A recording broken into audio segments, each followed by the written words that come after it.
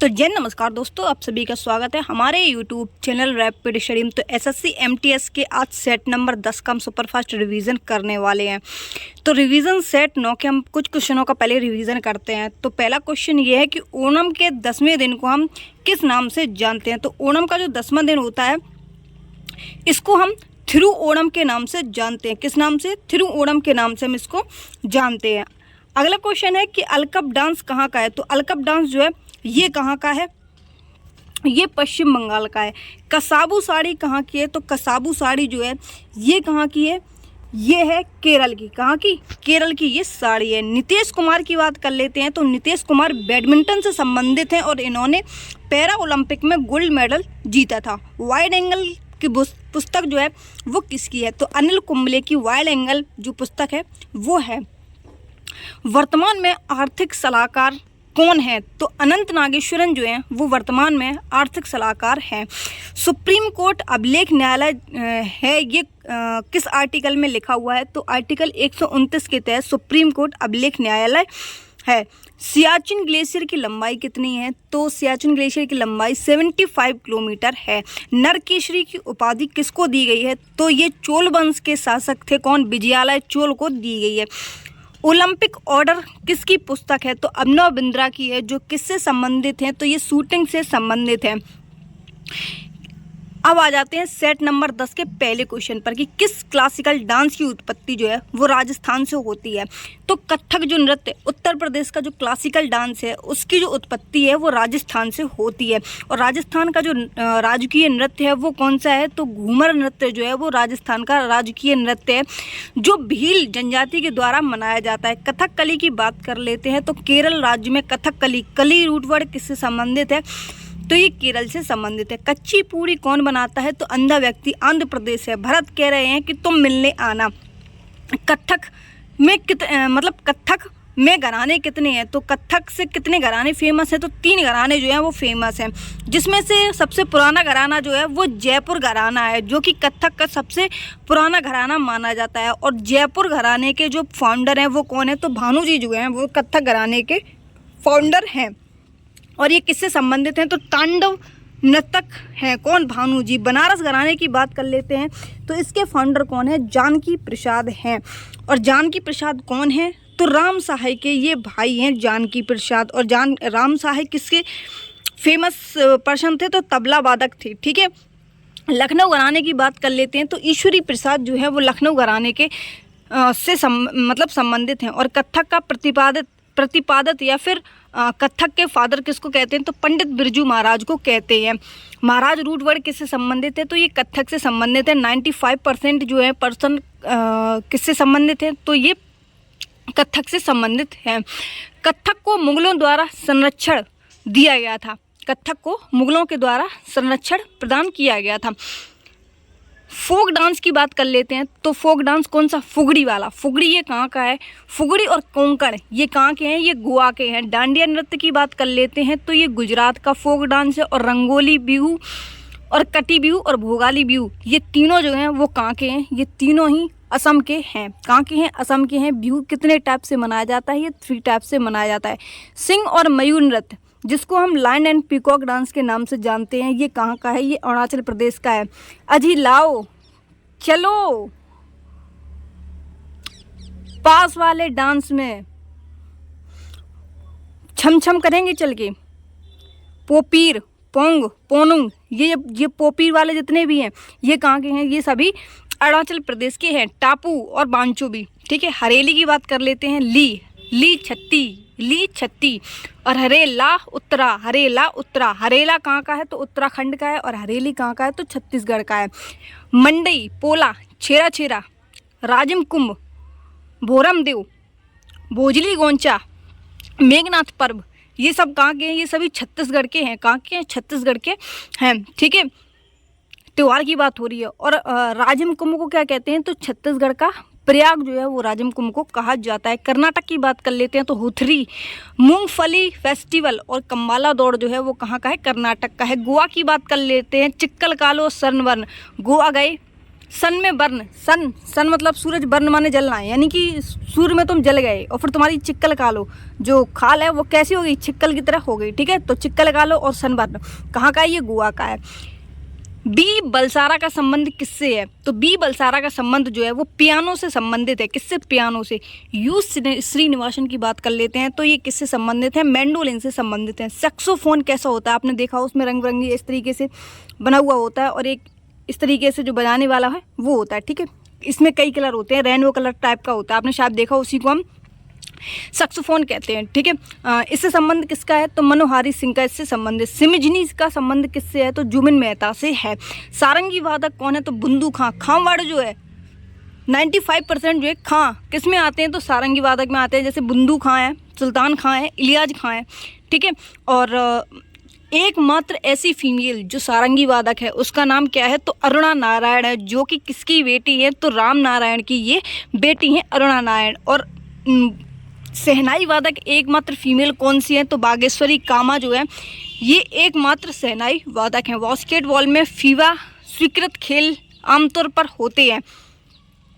तो सबसे पहले तो ये जान लेते हैं कि FIBA का फुल फॉर्म क्या होता है, तो football of international basketball association इसका फुल फॉर्म होता है, जिसमें 10-10 मिनट के 4 क्वार्टर होते हैं।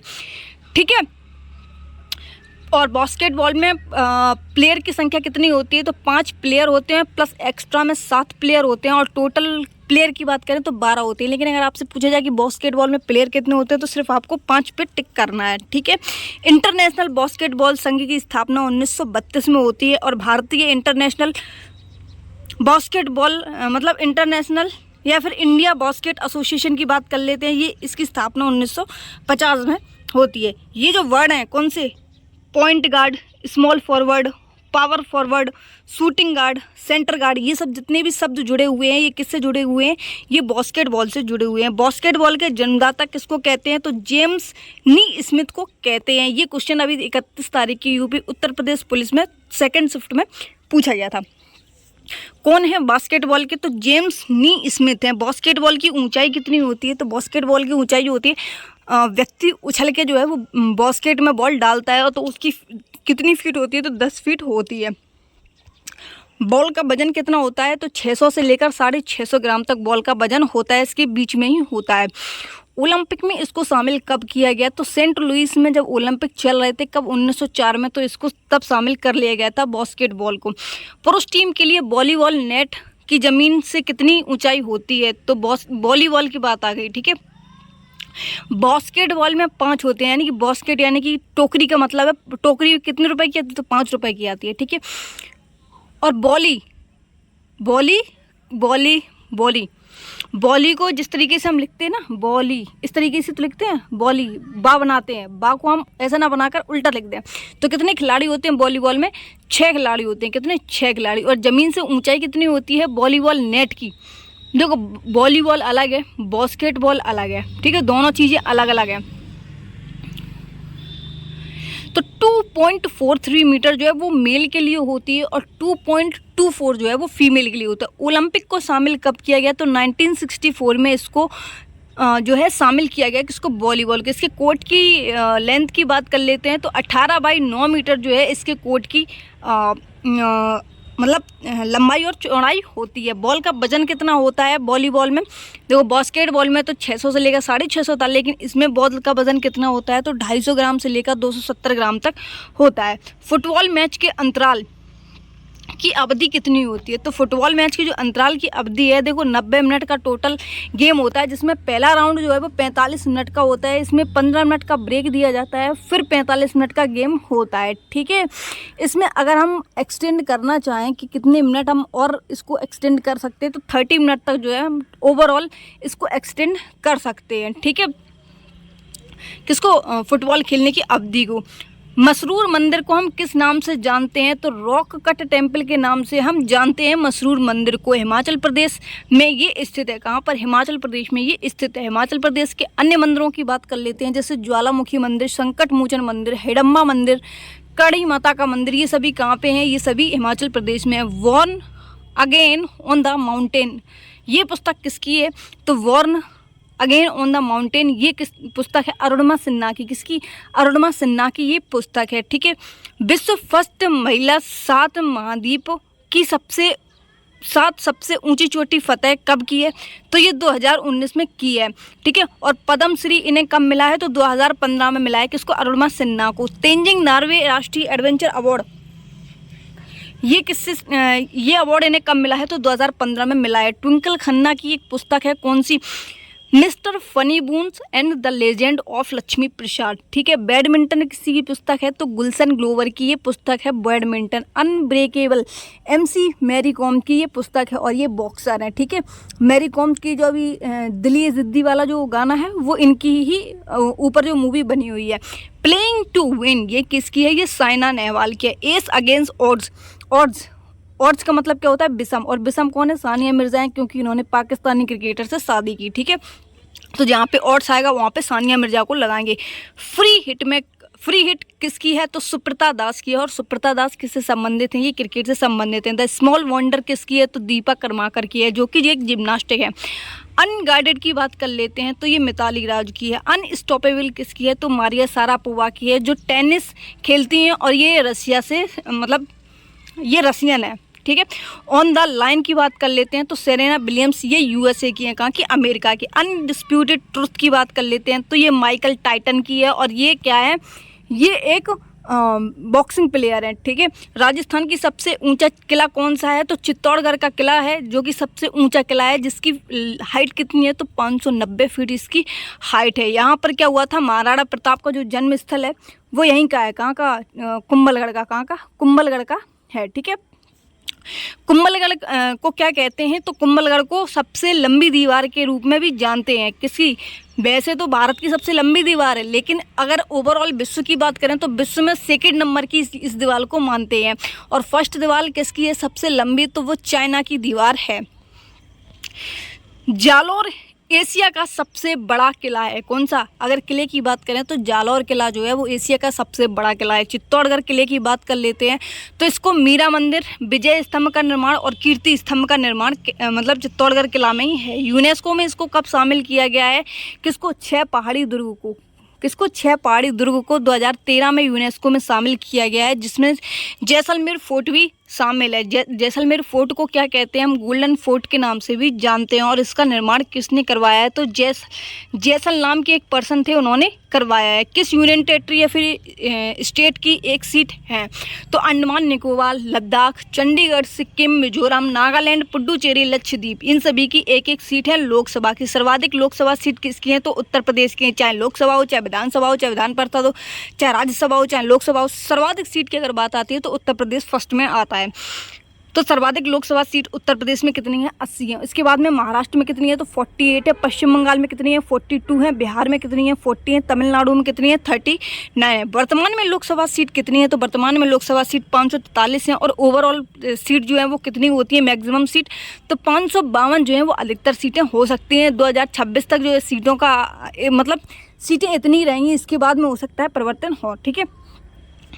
और 24% सीट जो है वो आरक्षित रहती हैं SC और ST के लिए। SC के लिए सीट कितनी आरक्षित है लोकसभा में? तो 84 जो सीट है वो रिजर्व है। और ST के लिए कितनी सीट रिजर्व है? तो 47 सीट रिजर्व है। विधान परिषद वाले राज्य कौन कौन से हैं? तो 6 ऐसे राज्य हैं जिनमें विधान परिषद है, ठीक है। और विधान परिषद को हम उच्च सदन के रूप में जानते हैं।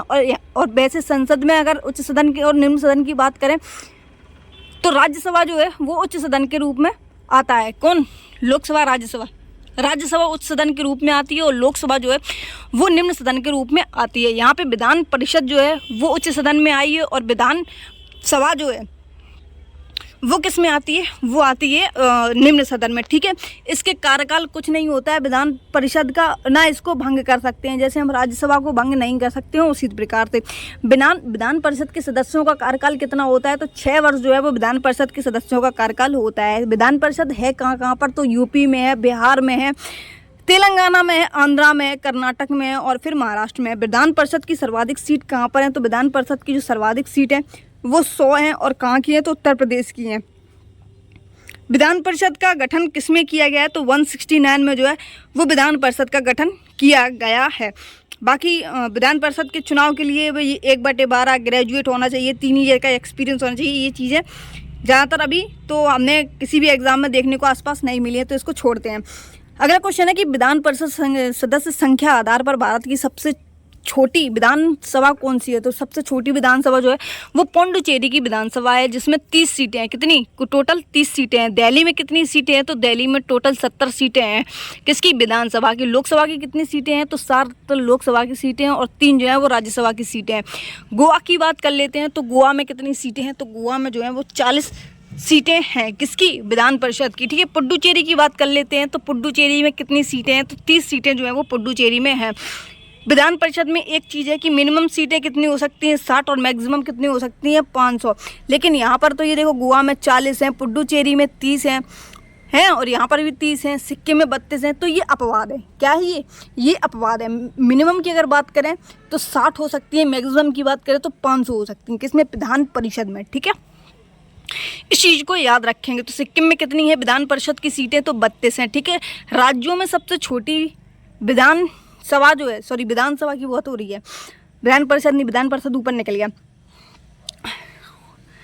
तो सिक्किम में 32 सीटें हैं, जो कि राज्यसभा में सबसे छोटी विधानसभा यहीं की, इस सिक्किम की। ठीक है। इसके अलावा उत्तर प्रदेश में विधानसभा की सीटें कितनी हैं? तो 403 हैं, जो वो विधानसभा की सीटें हैं। पश्चिम बंगाल में कितनी सीटें हैं? तो 294 हैं। तमिलनाडु में कितनी हैं? तो 234 हैं। बिहार में कितनी हैं? 243 हैं। महाराष्ट्र में कितनी हैं? तो 288 है। भारत के कैग किसको बोलते हैं हम? कंट्रोलर ऑडिटर जनरल को बोलते हैं। कंट्रोलर ऑडिटर जनरल को केवल के पद के द्वारा हटाया जा सकता है। तो किसके द्वारा हटाया जा सकता है? तो भारत का जो प्रेसिडेंट होता है उसके द्वारा जो है वो हटाया जा सकता है। क्या ऐसे ही हटा सकते हैं? राष्ट्रपति का मन हुआ तभी हटा देंगे उसको? क्या नहीं, ऐसा नहीं कर सकते हैं। जब तक संसद के दोनों सदनों में संबोधन के बाद ये बात ना हो कि उस पर्सन को हटाया जाए, तब तक प्रेसिडेंट अपनी इच्छा के अनुसार इसको नहीं हटा सकता। हाँ, अगर कोई रिपोर्ट सौंपनी हो तो प्रेसिडेंट जो है तो कैग जो है वो प्रेसिडेंट को अपनी रिपोर्ट सौंप सकता है। ठीक है। और ये किस आर्टिकल के तहत? तो 151 के तहत जो है वो रिपोर्ट अपनी जो है कैग वो किसको सौंपता है? तो राष्ट्रपति को अपनी रिपोर्ट जो है वो सौंपता है। पद की बात कर लेते हैं कैग की, तो 148 में कैग का पद है। कार्य शक्ति किसमें है? तो 149 में कार्य शक्ति है। और ये क्या कैग का काम क्या होता है? तो भारत सरकार के खाते की जांच की देखरेख करना कैग का काम होता है। कैग पर किसका नियंत्रण होता है? तो कैग पर किसी का भी नियंत्रण जो है वो नहीं होता है। इसकी नियुक्ति कौन करता है? तो प्रेसिडेंट के द्वारा इसकी नियुक्ति होती है, लेकिन प्रेसिडेंट अपनी इच्छा के अनुसार नहीं हटा सकता है। ठीक है, जब तक संसद के दोनों सदनों में पारित न हो जाए। इसका कार्यकाल कब तक होता है? तो 6 वर्ष और 65 वर्ष इसका कार्यकाल होता है। इसकी 2.5 लाख सैलरी होती है। फर्स्ट कैग कौन थे? तो वी नरहरि राव जो हैं फर्स्ट कैग थे। किसके? इंडिया के। वर्तमान में कौन है? तो गिरीश चंद्र मुर्मू जो है वो वर्तमान में कैग के पद पर हैं, जो कि नवंबर 2024 तक ये रहेंगे। जम्मू एंड कश्मीर के ये जो हैं वो पहले उपराज्यपाल के रूप में इन्होंने काम किया है। किसने? गिरीश चंद्र मुर्मू जी ने, जो अभी वर्तमान में कैग के पद पर हैं। इन्हें यूएन अकाउंटिंग 2024 के उपाध्यक्ष के रूप में चुना गया है। किसको? गिरीश चंद्र मुर्मू को।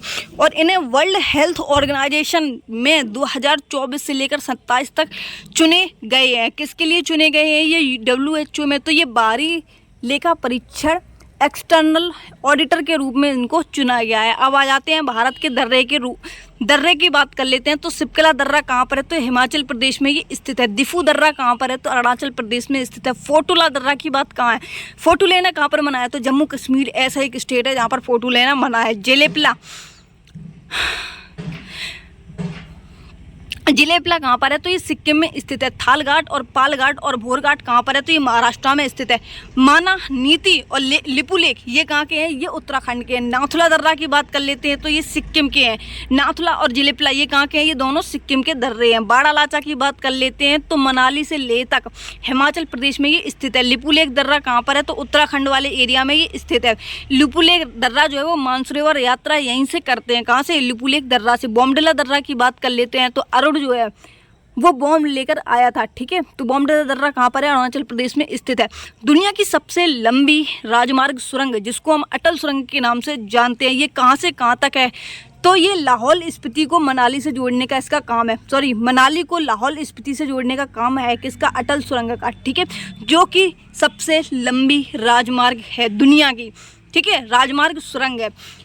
अटल टनल की लंबाई कितनी है? तो इसकी लंबाई 9.02 किलोमीटर इसकी लंबाई है। सबसे लंबी रेल की बात कर लेते हैं, सबसे लंबी रेल सुरंग की। तो सबसे लंबी रेल सुरंग जो है इसको हम T18 या फिर पीर पंजाल सुरंग के नाम से जानते हैं, जिसकी लेंथ लगभग 11.22 किलोमीटर है। सबसे लंबी सड़क सुरंग की बात कर लेते हैं तो ये श्यामा प्रसाद मुखर्जी सुरंग है, जिसका पुराना नाम क्या था? तो चेनानी नासरी सुरंग नाम था इसका। और इसकी मतलब लेंथ की बात कर लेते हैं तो 9.2 किलोमीटर इसकी लेंथ है।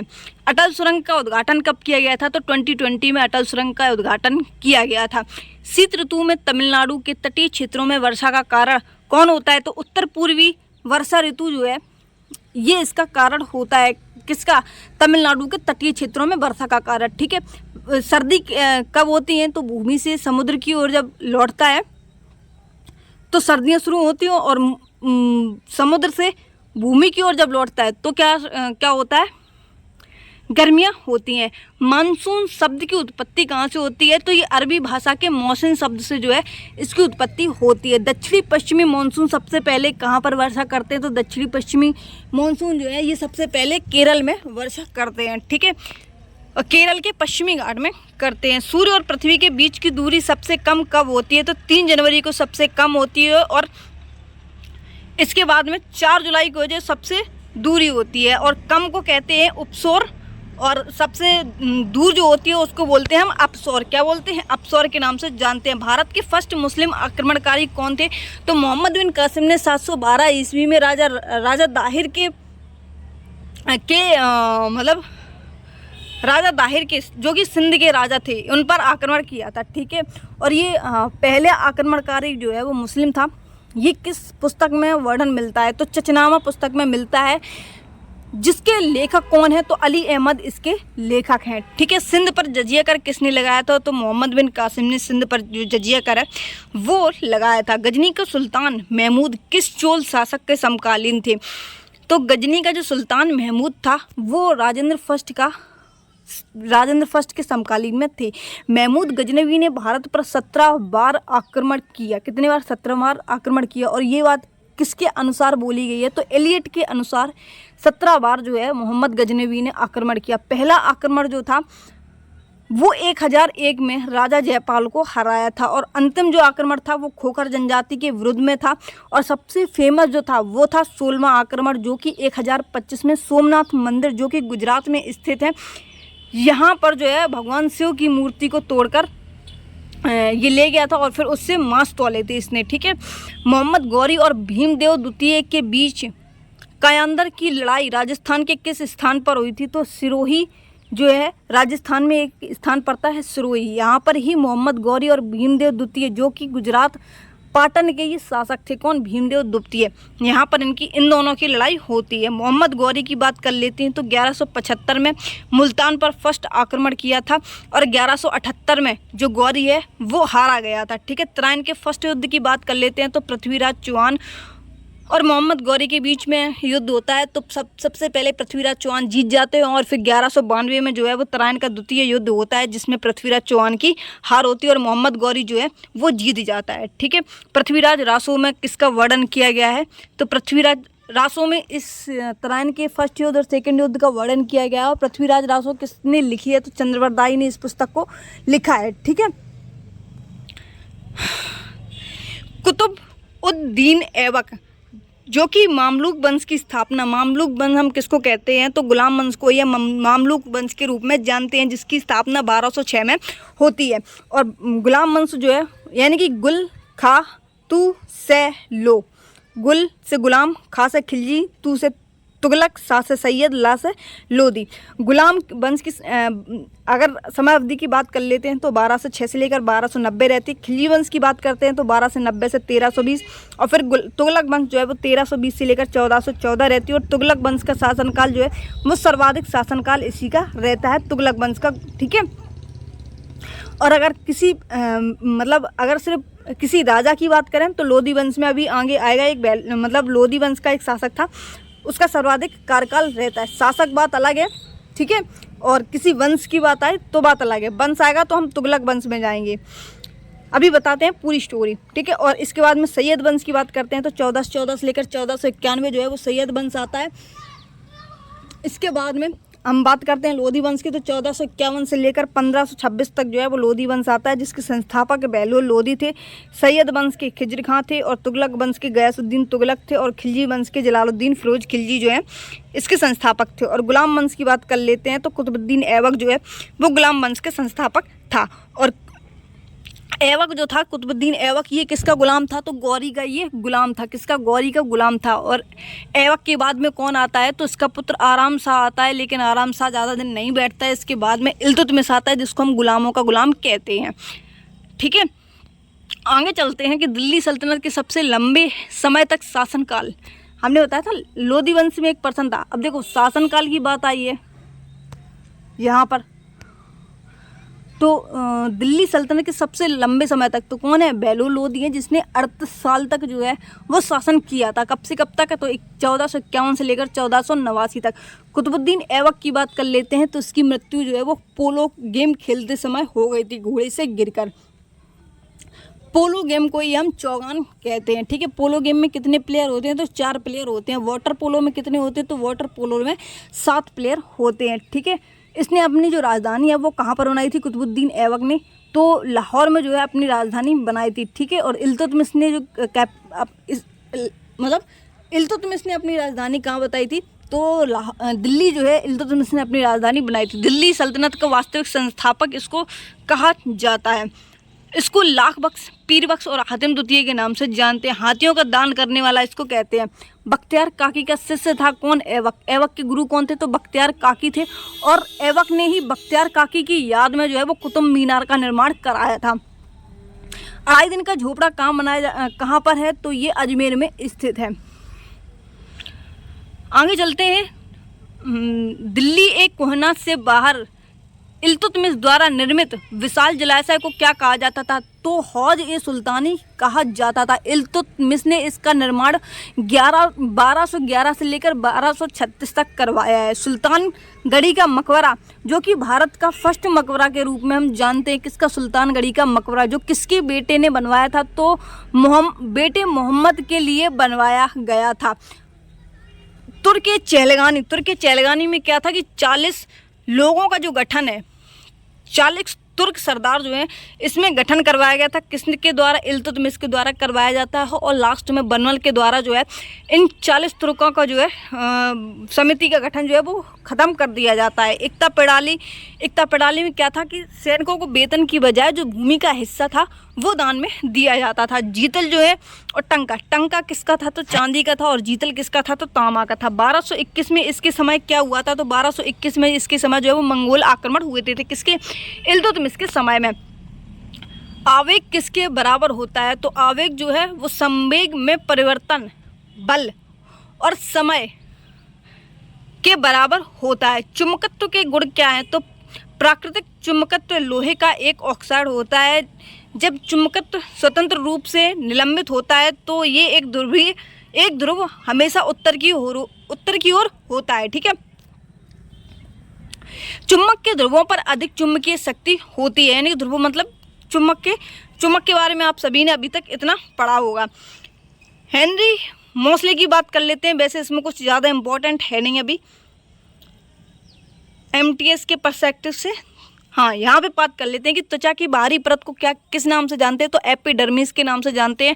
और मध्य परत को हम डर्मिस के नाम से जानते हैं। और सबसे आंतरिक परत को हम हाइपोडर्मिस के नाम से जानते हैं। त्वचा का जो रंग होता है काला या गोरा, तो वो किसके कारण होता है? तो मेलानिन के कारण जो है ये होता है।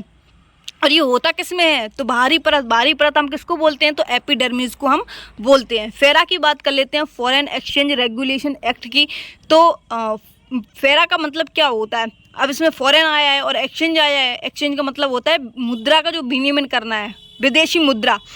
फॉरेन विदेशी को ही तो बोलेंगे, और एक्सचेंज का मतलब होता है विनिमय करना। ठीक है, और फेमा का मतलब क्या होता है? फेमा कब आता है? तो 1999 में आता है। और इसका मतलब क्या है? फॉरेन एक्सचेंज मैनेजमेंट एक्ट इसका फॉर्मूला है। फेरा कब आता है? तो फेरा जो है ये 1973 में आता है और फेमा कब आता है? 1999 में आता है। फेरा जो है इसको लागू कब कर दिया जाता है? फॉरेन एक्सचेंज रेगुलेशन एक्ट को तो 1974 में इसको लागू कर दिया जाता है। कब? 1 जनवरी 1974 को। FRBM का फुल फॉर्म क्या होता है? तो F का मतलब होता है फिजिकल, S का मतलब होता है रेस्पॉन्सिबिलिटी एंड बजट मैनेजमेंट, जिसको हम हिंदी में राजकोषीय उत्तरदायित्व और बजट प्रबंधन कहते हैं। जो किसके द्वारा लाया गया था ये बिल? तो अटल बिहारी वाजपेयी के द्वारा 2003 में ये बिल आता है और 2004 में इसको लागू किया जाता है। बैंकिंग में RTGS का फुल फॉर्म क्या होता है? तो रियल टाइम ग्रॉस सेटलमेंट होता है। क्या होता है? रियल टाइम ग्रॉस सेटलमेंट इसका फुल फॉर्म होता है। इसमें होता क्या है कि मिनिमम आप 2 लाख रुपए तक बेच सकते हैं और मैक्सिमम इसमें कोई लिमिट नहीं होती है। किसमें? RTGS में। NEFT क्या होता है कि इसमें आप 1 रुपये से लेकर आप कितना भी जो ट्रांजैक्शन है वो कर सकते हैं, ठीक है। किसमें? NEFT में। और NEFT का फुल फॉर्म क्या होता है? नेशनल इलेक्ट्रॉनिक फंड ट्रांसफ़र होता है। UPI का फुल फॉर्म क्या होता है? यूनिफाइड। क्या होता है? यूनिफाइड पेमेंट इंटरफेस होता है। भीम का फुल फॉर्म क्या होता है? भीम से BH से होता है भारत, I से होता है इंटरफेस फॉर मनी, इसका फुल फॉर्म होता है। भारत की सबसे लंबी सुरंग का उद्घाटन कहाँ पर किया गया है? तो भारत की सबसे लंबी सुरंग का उद्घाटन जो है वो महाराष्ट्र में किया गया है। मतलब उद्घाटन हुआ है अभी, ठीक है। और पूर्ण इसको कब तक किया जाएगा? तो 2028 तक इसको पूर्ण करने का लक्ष्य रखा गया है। स्वदेशी लाइट टैंक जोरावर का निर्माण DRDO प्लस L&T के द्वारा इसका निर्माण किया जा रहा है। किसका? स्वदेशी लाइट जोरावर का, ठीक है। DRDO का फुल फॉर्म क्या होता है? Defence research and development organisation होता है, जिसका हेडक्वार्टर कहाँ पर है? DRDO का तो हेडक्वार्टर जो है इसका मतलब नई दिल्ली में है। और इसकी स्थापना कब होती है? तो 1958 में इसकी स्थापना होती है। L&T का मतलब क्या होता है? लार्सन एंड टर्बो, इसका फुल फॉर्म होता है L&T का। इसकी स्थापना 1938 में होती है। इसका हेडक्वार्टर कहाँ पर है? तो मुंबई में है। राम मंदिर को डिजाइन कौन सी कंपनी ने किया था? तो L&T यानी कि लार्सन एंड टर्बो जो है वो राम मंदिर का निर्माण इसी के द्वारा किया गया था, ठीक है। क्वेश्चन में ये है मेरा कि राम मंदिर किस शैली पर आधारित है, ठीक है। दोबारा इस्तेमाल होने वाला हाइब्रिड रॉकेट कौन सा है? तो राहुमी 1 जो है ये दोबारा इस्तेमाल होने वाला हाइब्रिड रॉकेट है। अंतर्राष्ट्रीय योगा दिवस की बात कर लेते हैं। तो अभी 2024 में देखो शुरू कब हुआ था? 2014 में। 2024 में कौन से नंबर का बनेगा? तो 10वें नंबर का बनेगा। इसका थीम क्या थी अब की वाली? तो yoga for self and society, व खुद के लिए, खुद व समाज के लिए योग, ठीक है। फर्स्ट टाइम कब मनाया गया था? तो देखो घोषणा तो इसकी 2014 में हो जाती है मनाने के लिए, लेकिन फर्स्ट टाइम कब मनाया गया था? तो 2015 में इसको मनाया गया था, ठीक है। और अब की बार कौन सा वाला नंबर का था? तो 10वें नंबर का भी मनाया गया था। तृष्णा उपग्रह क्या है? तो तृष्णा उपग्रह जो है ये पृथ्वी के तापमान की निगरानी रखने के लिए इसका जो मतलब उपग्रह है इसको लॉन्च किया गया है। और किसकी सहायता से लॉन्च किया गया है? तो इंडिया और फ्रांस की सहायता से इसको लॉन्च किया गया है। किसको? तृष्णा उपग्रह को। चांद पर पहुंचने वाला 5वां देश कौन सा है? तो जापान जो है वो चांद पर पहुंचने वाला 5वां देश बन गया है। 2G की बात कर लेते हैं। तो 2 किसको बोलते हैं? सेकंड। और G किसको बोलते हैं? जनरेशन को। G20 की बात कर लेते हैं। तो G किसको बोलते हैं? ग्रुप को। साउथ कोरिया की नई एजेंसी का नाम क्या है? तो कासा स्पेस एजेंसी जो है वो इसका साउथ कोरिया का मतलब नई एजेंसी है। पानी के अंदर परमाणु परीक्षण किसने किया है? तो उत्तर कोरिया ने परमाणु परीक्षण किया हुआ है। कौन सा देश सेना पर सबसे ज़्यादा खर्च करता है? तो USA जो है वो सेना पर सबसे ज़्यादा खर्च करता है। एक बार सर्च कर लेना कि इंडिया शायद मेरे हिसाब से तो 3rd नंबर पर है। कौन से नंबर पर? 3rd नंबर पर है। फिर भी आप एक बार चेक जरूर कर लेना, ठीक है। सॉरी, इसमें लिखा हुआ है कि इंडिया 4th नंबर पर है। तो सिप्री रिपोर्ट के अनुसार जो इंडिया, देखो ये चीज़ बदलती रहती है। जब हमने लास्ट टाइम शायद 2022 में पढ़ा था तो 22 या 23 में ही पढ़ा था, तब 3rd नंबर पर थी शायद इंडिया। और अब जो है वर्तमान में कितने नंबर पर है? तो 4th नंबर पर है। अब ये शायद हर साल या फिर 2 साल में एक बार ये चीज़ निकाली जाती है। तो विश्व का सबसे ऊँचा फाइटर एयरफील्ड कौन सा है? तो सबसे ऊँचा एयरफील्ड जो है वो लद्दाख वाला है। भारत की फर्स्ट एयरबस का नाम क्या है? तो C295 जो है इसका फर्स्ट एयरबस का नाम है। यूएन ने किस तिथि को अंतर्राष्ट्रीय खेल दिवस घोषित किया है? तो 11 जून को जो है वो अंतर्राष्ट्रीय खेल दिवस के रूप में घोषित किया है। और राष्ट्रीय खेल दिवस कब मनाया जाता है? तो ये 29 अगस्त को मनाया जाता है। राष्ट्रीय फुटबॉल दिवस कब मनाते हैं? तो 25 मई को मनाते हैं। ठीक है, इसकी जो PDF है वो आपको हमारे टेलीग्राम चैनल के माध्यम से आपको मिल जाएगी। बाकी लिंक आपको डिस्क्रिप्शन बॉक्स में दे रखे, जाकर आप विजिट ज़रूर कर लेना। ठीक है, और चैनल को सब्सक्राइब एंड लाइक वीडियो को ज़रूर कर दें। बाकी मिलते हैं अपने नेक्स्ट वीडियो में, तब तक के लिए जय हिंद, बाय बाय।